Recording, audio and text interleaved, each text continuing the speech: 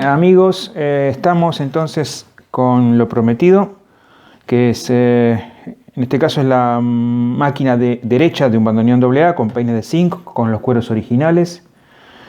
Antes de empezar el protocolo, una palabra muy actual, el protocolo de quitar los peines, quería mostrarles algo en particular. También es un mensaje para todos aquellos que ya afinan hace mucho tiempo, para refrescar un poco la memoria. Fíjense cómo los cueros de estos peines están en condición de estar pegados al mismo peine, ¿no? Están bien aplastados. Y fíjense cómo los cueros del primer peine están levantados. Y siempre existe el problema de que se nos afinan determinada cantidad de notas en la mano derecha y a veces no sabemos por qué siempre son las mismas. Bueno, son las que corresponden a este peine, porque acá justo está la válvula de aire, de entrada de aire del bandoneón, y el aire pega, produce el efecto de levantarlos, ¿no? Y al levantar los cueros, todo el tiempo que tarda luego en el cerrando el cuero en volver a su lugar es un tiempo como perdido en el ataque de la lengüeta que está atrás, que justamente es la lengüeta del abriendo. Las lengüetas que nosotros vemos acá son las que suenan cuando cerramos el bandoneón, y las que están detrás de los cueros son las lengüetas que suenan cuando abrimos el bandoneón. Aquellos que solamente tocan abriendo van a hacer sonar las voces que están escondidas, que no se ven ahora. Los que tocan abriendo y cerrando, bueno, suenan todas las voces, ¿no? Esto que les dije en este momento es, ¿por qué se desafina este peine? Porque este peine fue afinado con los cueros aplastados como corresponde. De esa forma fue afinado en la máquina de afinación o en el mismo bandoneón. Luego, cuando los cueros se levantan y pierden la gimnasia y la naturaleza y pierden esa elasticidad original y quedan ahí levantados por el constante paso del aire y el resecado de la humedad y la alta temperatura, bueno, quedan en esa situación, y la lengüeta que está atrás se encuentra con que el cuero ya no ofrece la resistencia que ofrecía en un principio, que estaba cerrado. Al no ofrecer esa resistencia, tal vez vivir un poco más fuerte y ya no sea empática con su compañera del peine más grande. Bueno, esto que es un poco de teoría va a ser explicado mucho mejor en las próximas clases. Voy a proceder ahora a sacar un peine y al protocolo de la limpieza con el abrescarpia que les enseñé a fabricar la clase pasada. Voy a girar en el sentido en contra de las agujas del reloj, las escarpias, son 5 por cada peine.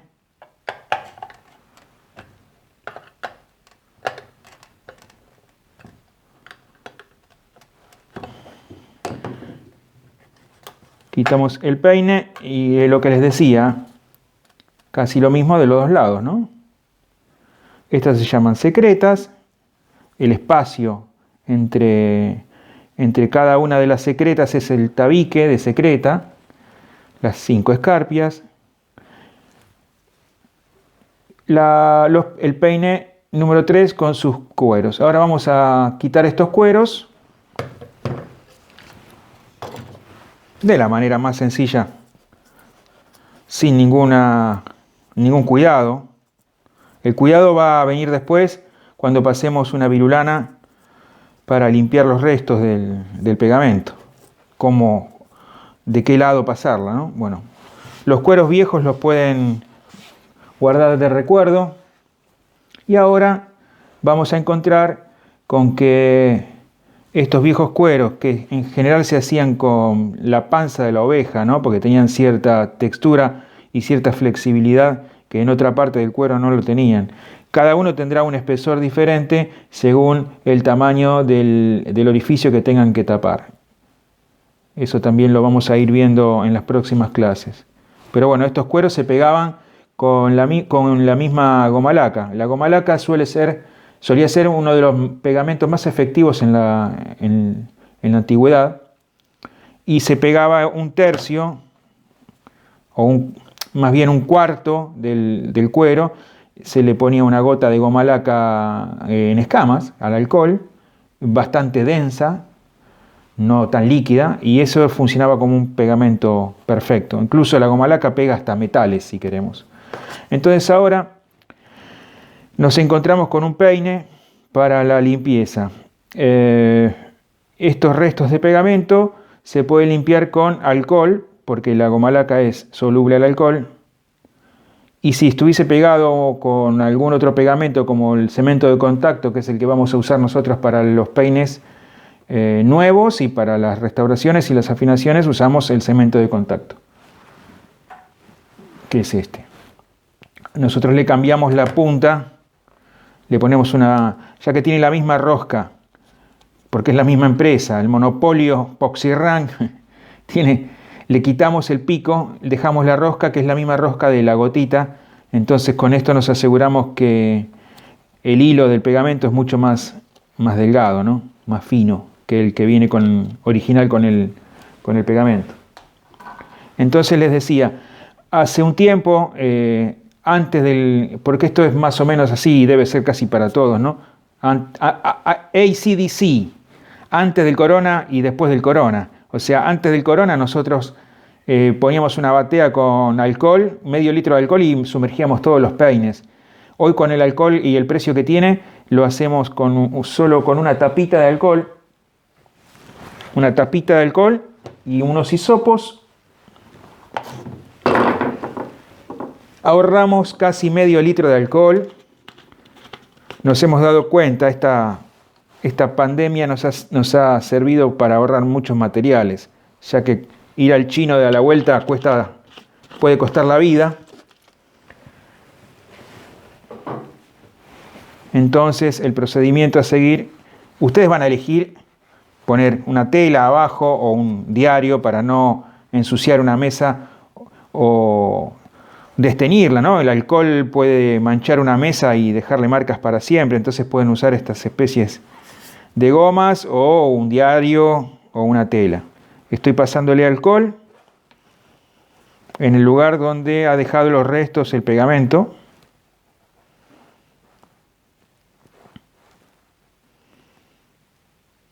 Lo voy a hacer de un solo lado. Y mientras tanto voy a mostrarles un peine que está en muy mala situación, que no es de este bandoneón, pero que nos va a servir para ver cómo funciona después la limpieza, ¿no? Ya que este está bastante oxidado.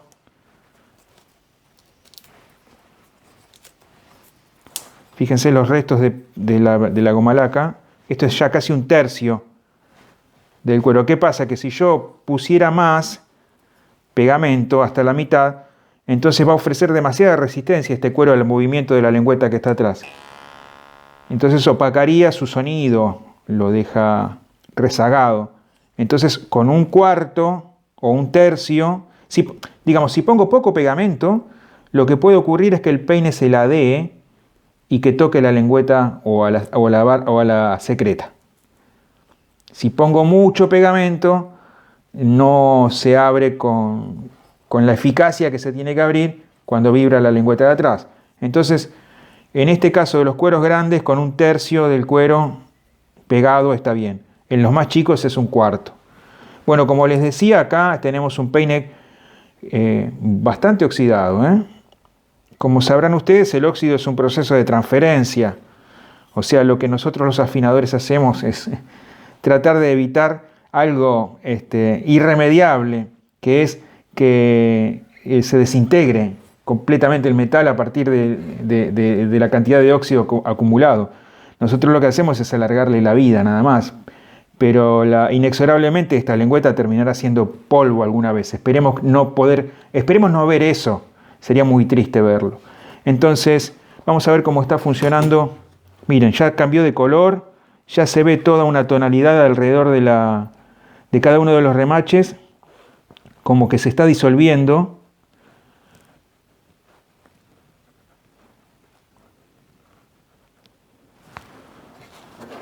Y con el mismo hisopo o un trapo,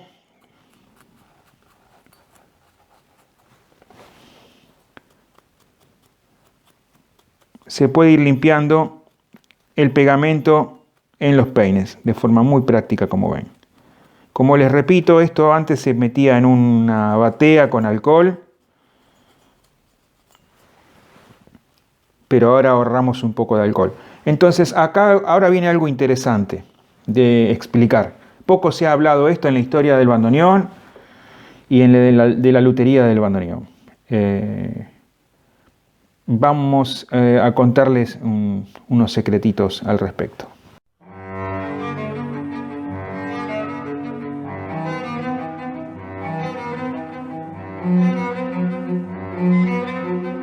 Bueno, aquí ya con el peine sin los restos de pegamento nos hacemos la siguiente pregunta, o yo les hago el siguiente comentario, que es ¿qué hacemos con la suciedad que tiene el zinc? Casi todos, la mayoría o casi todos los afinadores de estos instrumentos lo que hacen es limpiar el peine en su totalidad, quiere decir sacar, además de sacar el óxido de las lengüetas de los dos lados, también sacar toda la suciedad que tiene el zinc. Esa suciedad que tiene el zinc, que a veces se puede verificar con una especie de polvillo blanco, ¿no? Una cosa blancuzca que deja una marca, como en este otro peine. Es el óxido del zinc que trabaja de una manera diferente al óxido del hierro o del cobre, por ejemplo. Y es una protección que genera el mismo material. Entonces nosotros quitándola, lo que estamos haciendo es desproteger al instrumento para que el instrumento de nuevo, para que el zinc de nuevo vuelva a producir este óxido. Entonces, bueno, se nos plantea un dilema ahí si hacerlo o no hacerlo. Si lo hacemos, el cliente va a estar muy contento porque va a ver que trabajamos mucho. Y si no lo hacemos, a esa limpieza del peine va a creer que no trabajamos. Entonces es un dilema que tendrá que resolver cada uno. Lo que tengo acá es un peine un poco más complicado y más oxidado para que nos sirva como ejemplo en la segunda parte de la limpieza. Este peine estaba bastante bien, no hizo falta pasarle ningún elemento más. Entonces voy a mostrarles cómo pasar ahora una goma con sílice. Esta es una goma con sílice que se usa con un pequeño adaptador a tornillo y que se pone en un torno de mano como este, a esta velocidad. Tiene más velocidades, pero ahí levantaría temperatura a esta velocidad. Entonces con esta velocidad no va a levantar temperatura, no se va a destemplar la lengüeta y va a funcionar bien. Fíjense cómo quita el óxido, que en este caso, en estos peines, ya es casi corrosión.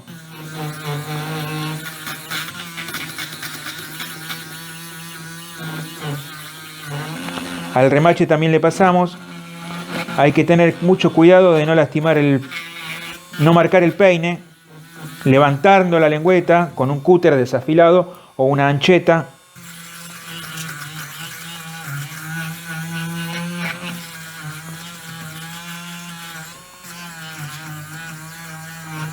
Las manchas negras que se ven son de corrosión.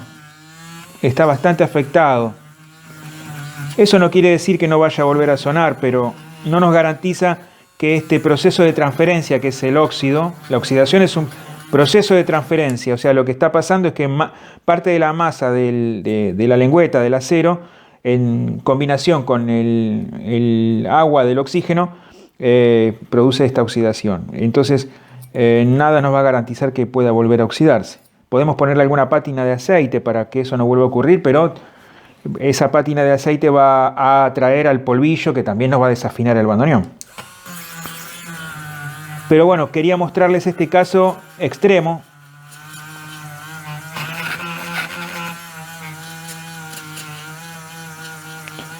Fíjense si alguno de ustedes llega a utilizar el torno con la otra mano por ser zurdos, ya no tendrían que hacer el mismo procedimiento, porque si no, digamos, se metería la goma debajo de la lengüeta y la arrancaría o la doblaría de su lugar. Lo que tienen que hacer es dar vuelta al peine también, aquellos que son zurdos, y limpiarlos de esa forma, para que la goma no se meta debajo de la lengüeta y la levante.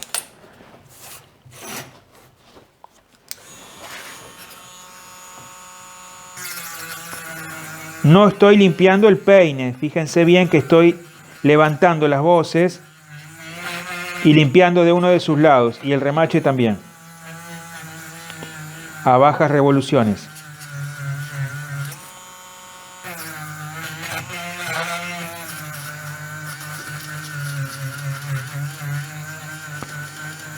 Esta es la manera correcta de hacerlo. No usar productos químicos ni desfosfatizantes, porque los desfosfatizantes siguen actuando y hay que saber neutralizarlos. No poner producto de Pulimetal, Brazo, no ponerlo en Coca-Cola, no poner WD-40, ninguna locura de esas, de las que he conocido a varios que lo han hecho. Y lo que sucede después de eso es que los remaches se ablandan y hay que volver a remachar el peine con las consecuencias que eso trae. Eso es un tema también que vamos a debatir en las próximas charlas. El del remachado sí o el remachado no en el momento de afinar un peine. Gran debate, por cierto, gran debate. El del remachado sí o remachado no es un gran debate.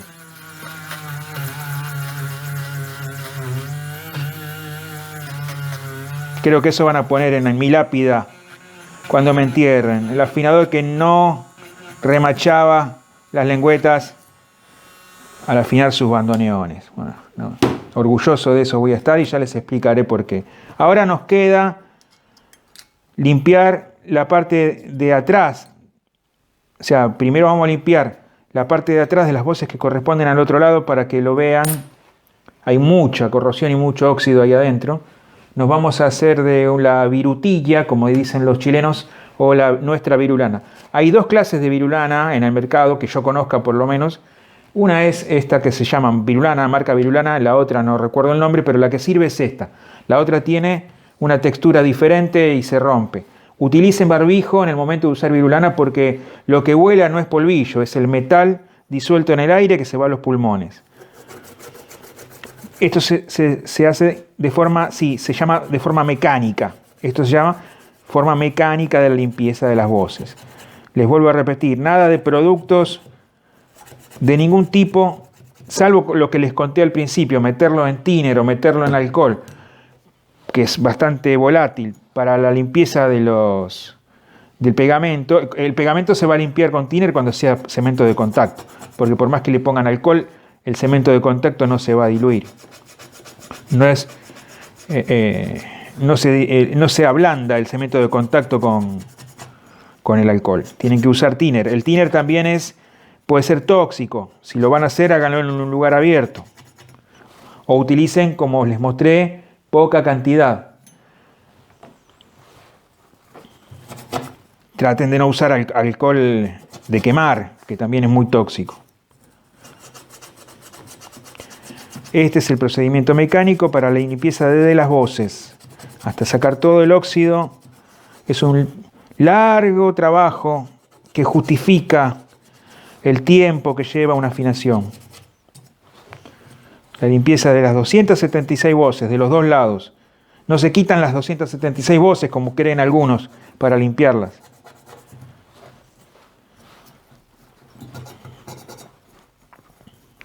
A veces yo hago una trampita que es, con las voces más grandes, es traerlas hacia arriba y trabarlas. Fíjense que las voces no se van a quebrar si yo las levanto de este modo. Y si se quiebran es porque se tenían que quebrar, porque no funcionaban. Si yo hago este trabajo con la lengüeta y se quiebra es porque no estaba en buenas condiciones. Quiero decir que lo que hago es, una trampa es levantar de la parte de atrás, sujetarla y poder pasarle óxido, la goma también a la que está atrás, ¿no? Aparte de ella, por lo menos a la mitad, ¿ven?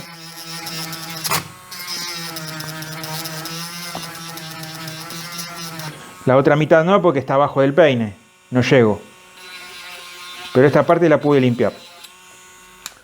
Es una pequeña trampa para hacer mejor el trabajo. Seguimos. El trabajo es la cantidad de viruta, bueno, de virulana.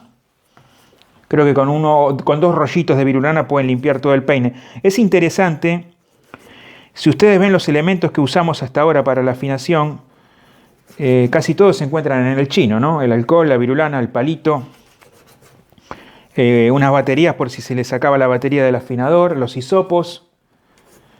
El thinner, bueno, tiene que ir un poquito más lejos, pero no son grandes proveedores. Digamos que si el país siguiera en una situación tan crítica como la que se está produciendo ahora es, por si estos cursos después se vuelven a ver en el año 2050, les cuento que estamos pasando una cuarentena por un virus de mierda que nos está cagando la vida a todos, pero digamos que si uno tiene que contar con proveedores de más de 2 o 3 kilómetros de distancia, nos vamos a encontrar en un problema. Esto quiere decir que para la afinación no necesitamos grandes gastos ni grandes proveedores.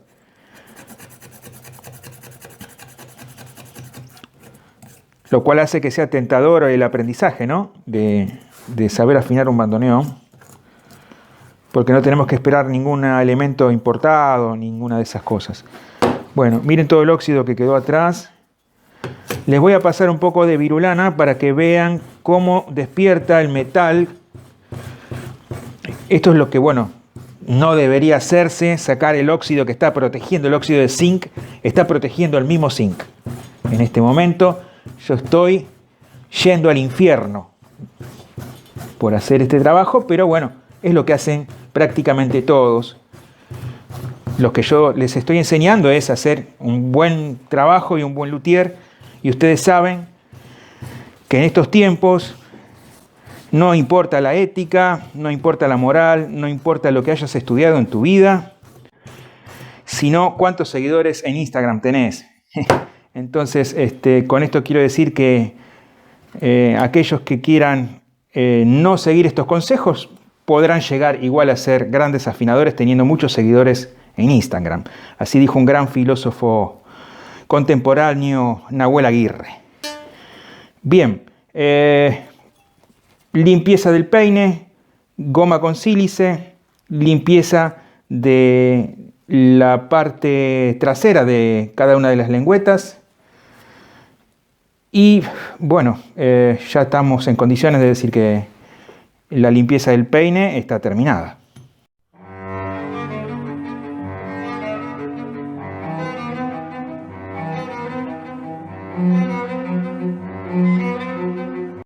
Bueno, tenemos ahora sobre la mesa los elementos necesarios para fabricar los nuevos cueritos para los peines de este bandoneón. Lo que tenemos es un cuero de cabra o lo que se le dice gamuza. Tendrá más o menos 8 décimas de espesor. Este es el ideal, por ejemplo, para la mano izquierda del bandoneón, con un celuloide de 0,7 en este caso. Nosotros usamos 0,7 y 0,5 para la mano derecha. Hay un gran debate sobre el uso sí o el uso no del celuloide, que también lo vamos a ir desmitificando. Tiene mala fama, pero es porque se utilizaba solo, sin el cuero.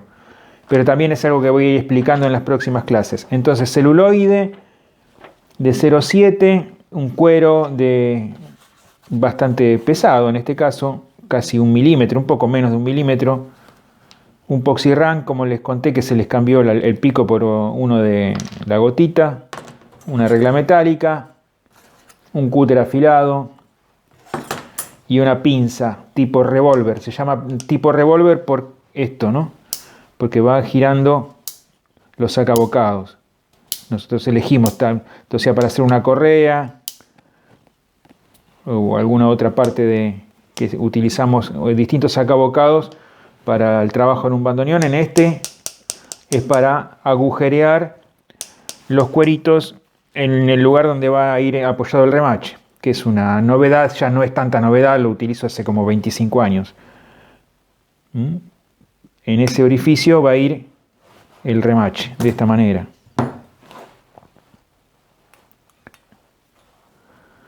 De manera que no queda esta parte del cuero, no queda levantada porque el remache sea grande. O en el caso de los peines nuevos de la fábrica armónica, son unos remaches muy grandes que a mí me obligan a hacer este orificio para que el cuero no quede levantado en esa zona, ¿no? Pueden no hacerlo a ese agujero, no es de mucha significancia. Pero bueno, pinza revólver, si no tienen una pinza revólver no hacen el agujero, o el agujero lo pueden hacer con un sacabocado de esa medida. Entonces acá no tenemos más que hacer una pequeña guía con una regla metálica. Bueno, se nos tapó el cemento de contacto, ya destapado la punta del cemento de contacto. No tenemos más que hacer una línea con el pegamento más o menos a 8 milímetros del borde del cuero, de la forma más prolija que podamos. Hacer esta línea de cemento de contacto y hacer lo mismo en el borde del celuloide. Con 1 milímetro de pegamento es suficiente.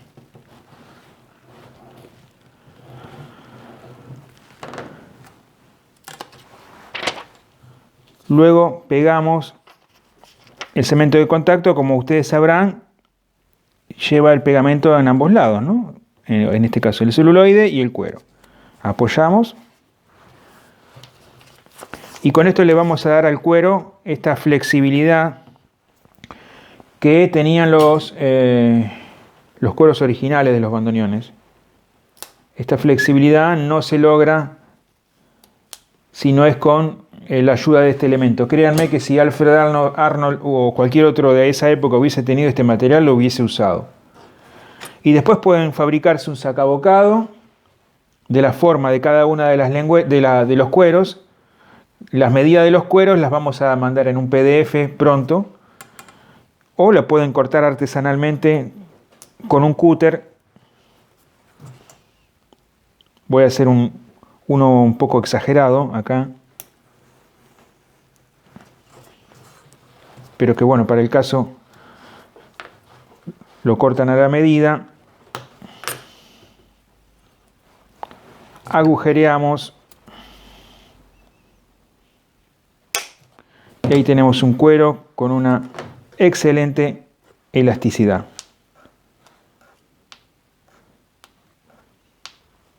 En algunos casos, en los cueros más grandes, lleva un doble celuloide, uno hasta su punta, hasta su extremo, y otro hasta la mitad o un cuarto.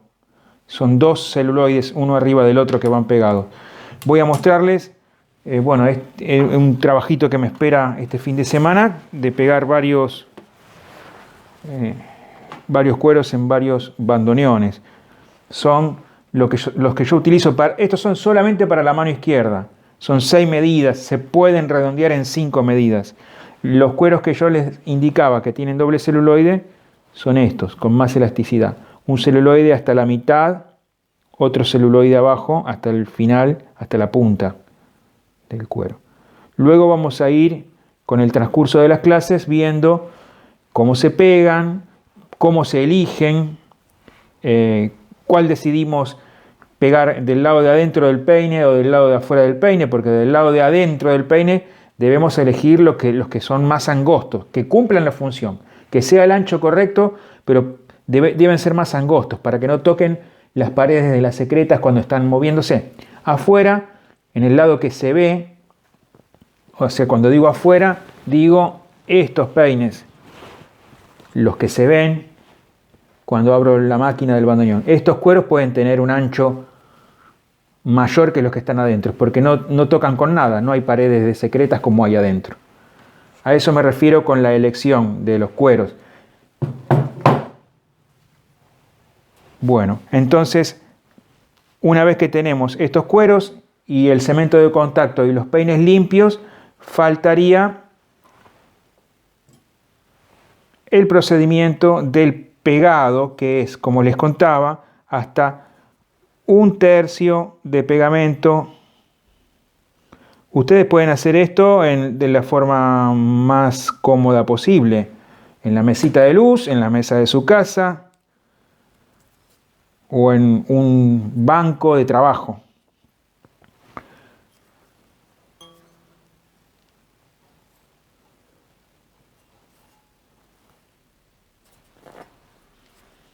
Esta es la forma correcta.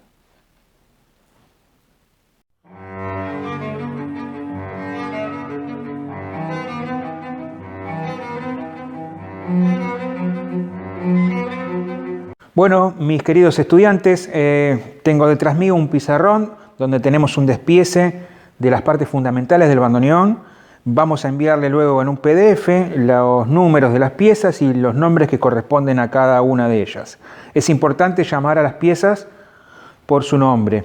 Es muy importante eso y también en el manejo del taller, ¿no? Tráeme esto, tráeme una torre, tráeme una mesa, tráeme una zapatilla. Son términos que se usan también para otros elementos. Y hay códigos internos en el taller, pero es importante llamar a las piezas por su nombre. Bueno, vemos acá, por ejemplo, que con el número 1 tenemos a la mesa o tabla armónica. Es la que contiene a toda la mecánica del instrumento. El número 2 nos muestra en corte, ¿no? Esto es un corte, nos muestra las torres de la mano izquierda. La torre con su respaldo de secreta acá en el medio. El número 3 nos muestra la barra de cojinetes metálicos de bronce. Esta barra es de madera dura. La mesa es de madera blanda, de pino, por ejemplo. Y la barra de cojinetes es de madera dura porque tiene que soportar a 22 o 23 cojinetes de bronce, que son 23 o 22 tornillos. Esto tiene que ser una madera dura. Esto que está acá en negro son los peines, que son los separadores de los martillos. El número 4 es el eje, donde va el eje del martillo. El número 5 es el propio cojinete de bronce, que hay dos líneas de cojinetes. Uno para los peines, para los martillos cortos y otra línea de cojinetes para los martillos largos. Bien. Tenemos 6 acá, una articulación de cuero. Este cuero articula entre la zapatilla y el martillo. La zapatilla tiene que moverse como el pie. ¿Sí? Veo yo a veces que muchos les ponen una bola de pegamento acá, eso es un error. La zapatilla tiene que moverse como el pie para poder acomodarse en su movimiento cuando baja y tapa, ¿no? Para eso está la articulación. Si no lo hubiesen inventado ya con una bola de pegamento. El 7 es el martillo, que también es de madera dura, de haya. Tenemos el 8, que es la base de la zapatilla, que es un fieltro o un cuero.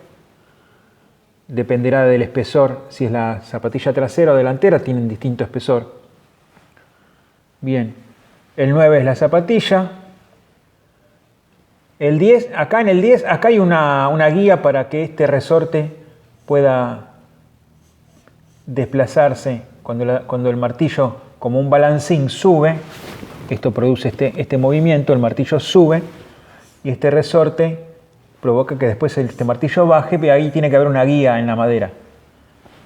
Eso muestra el número 10. El número 11 es el muñequito, el famoso muñequito que también está hecho con pino,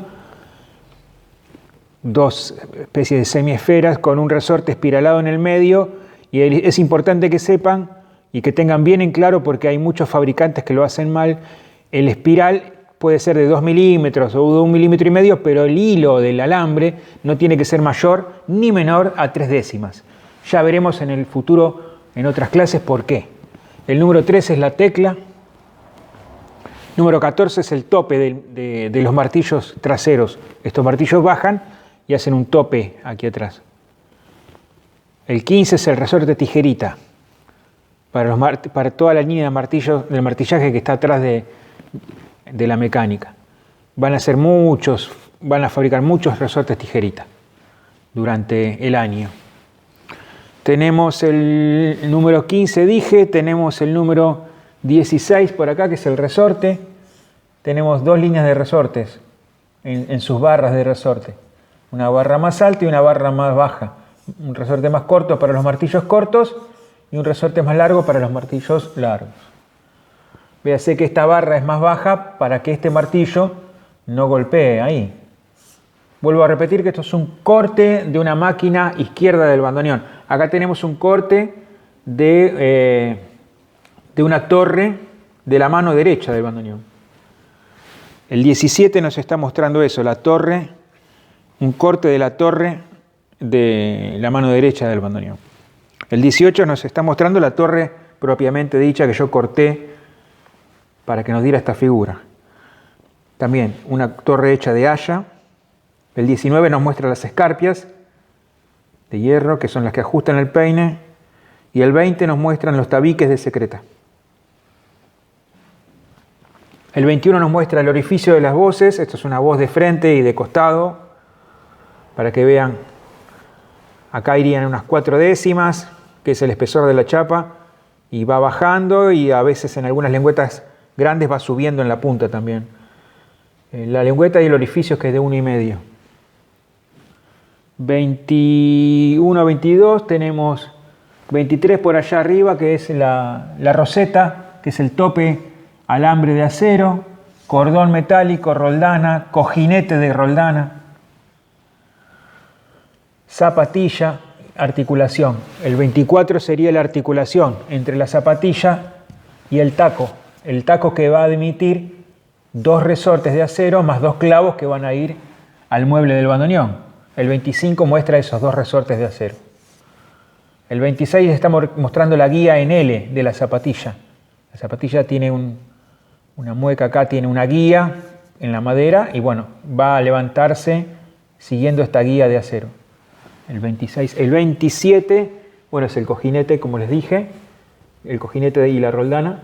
El 28 es el cordón. El 29, acá en el 29 no se ve, pero acá atrás de este orificio, esto negro es cuero. Es una junta de cuero donde va a ir apoyada la mesa, ¿no? Toda la maquinaria. Pero aquí abajo de este orificio hay una hembra que va a recibir a los tornillos mariposa. Tenemos 30, 31 y 32, que es el peine, los cueros y las voces. Y el 33 es la torre vista de frente. La habíamos visto recién en corte y desde abajo. Ahora la vemos de frente y todo lo que es negro es el cuero, que es una junta, que es la junta que separa a la madera del zinc o del aluminio, del peine. Entonces esta junta muchos fabricantes o luthier la hacen casi en todo el frente de la madera. Eso es un error, hay que usar lo mínimo indispensable en la junta para que haya una buena transmisión entre el peine y la torre, que a su vez después esta misma torre transmite al resto del instrumento.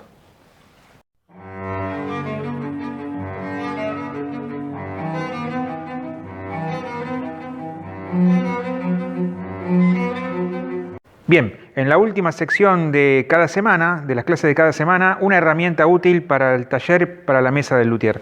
En este caso, la pinza para arandelas Seeger, se escribe Seeger. Esta pinza lo que nos permite es abrir los cojinetes de bronce.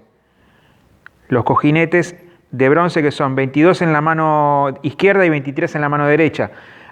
Esta pinza permite liberar a los martillos, que es algo que frecuentemente hay que hacer en un trabajo de restauración.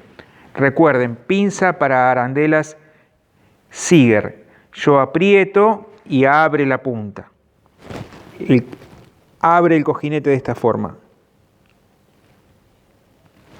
Bueno, los espero a todos entonces la semana que viene en una nueva clase de la Casa del Bandoneón.